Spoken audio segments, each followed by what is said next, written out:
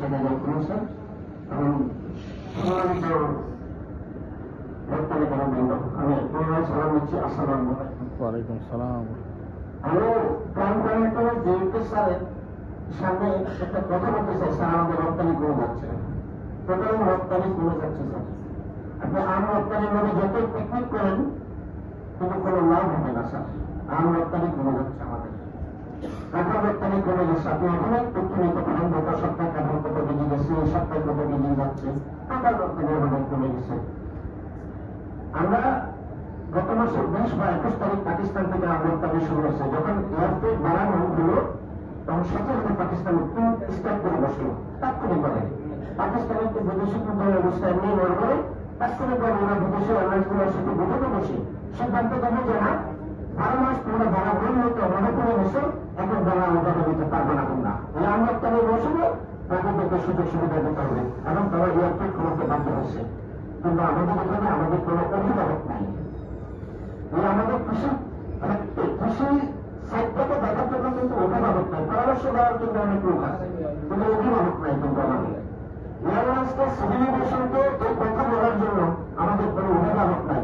আমরা আমাদের অ্যাসোসিয়েশনের মাধ্যমে আমরা জোরভাবে জানাচ্ছি আমাদের এয়ারলাইন্সকে বা সিভিল এভিয়েশনকে এই কথাগুলো বলার জন্য যে মনোগুলি এয়ারপোর্ট বাড়ানো যাবে না, চাইনা এয়ারপোর্ট বাড়ানো যাবে না। প্রত্যেকটা রপ্তানি কেন আম কাঁঠাল এবং সিমেন্ট সিজনের জন্য অপেক্ষা করে, এই সিজন থাকলে কিন্তু ভাড়াটা বাড়ানো হয়। সুতরাং এটা পরিমাণ করা উচিত, এটা লক্ষ্য করা উচিত। আর মিস্টার আসল বিভাগ ওরা দৃষ্টি আকর্ষণ করছি। স্যার, আপনার সঙ্গে খুশি হবেন, ইউরোপীয় গভর্নমেন্ট আমাদের আম রপ্তানির উপরে যে ব্যারিয়ারগুলো ছিল আপনার থাকা অবস্থা 2015 সালে সেই ব্যারিয়ারগুলো কমে গেছে। ইউরোপীয় ওয়েবসাইটে আছে স্যার, পেয়ারের উপর যে ব্যারিয়ারগুলো ছিল সেই ব্যারিয়ারগুলো কমে গেছে। কিন্তু এখন কিন্তু অত্যন্ত একদম সহজভাবে আম কাঁঠাল বা অন্যান্য যেসব আইটেমের উপর ব্যারিয়ার ছিল, আমি আমার কাছে আগে যদি আমি জানতাম আমি তথ্যগুলো নিয়ে আসতাম। ওয়েবসাইটে থেকে ডেটা দিয়ে চাইলে আমি নিতে পারবো। আর একটা জিনিস হচ্ছে, আমাদের কিন্তু গবেষণা হচ্ছে না, সেল প্রাইস বাড়তেছে না। এই ব্যাপারে আমাদের জানেন আমাদের উচ্চশিক্ষা কাজ করতেছে বা এতটুকু আমাদের বোঝা নাই, আমরা জানেন না, কিন্তু এটা সেল প্রাইস বাড়ানোর ব্যাপারে আমাদের কাজ করা উচিত। সেকেন্ড স্পেলিং চার্জ, আমি আমাদের প্রেসিডেন্ট স্যারের সেক্রেটারি স্যারের দৃষ্টি আকর্ষণ করছি।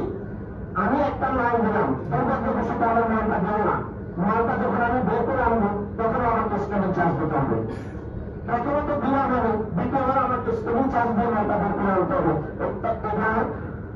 এটা অত্যন্ত কষ্টদায়ক আমার জন্য। আমার মালটা লক্ষ টাকার মাল হবে, এরপরে আমাকে চার্জ দেওয়া, মৃত্যুর সময় আমাকে চার্জ দিয়ে করতে হবে।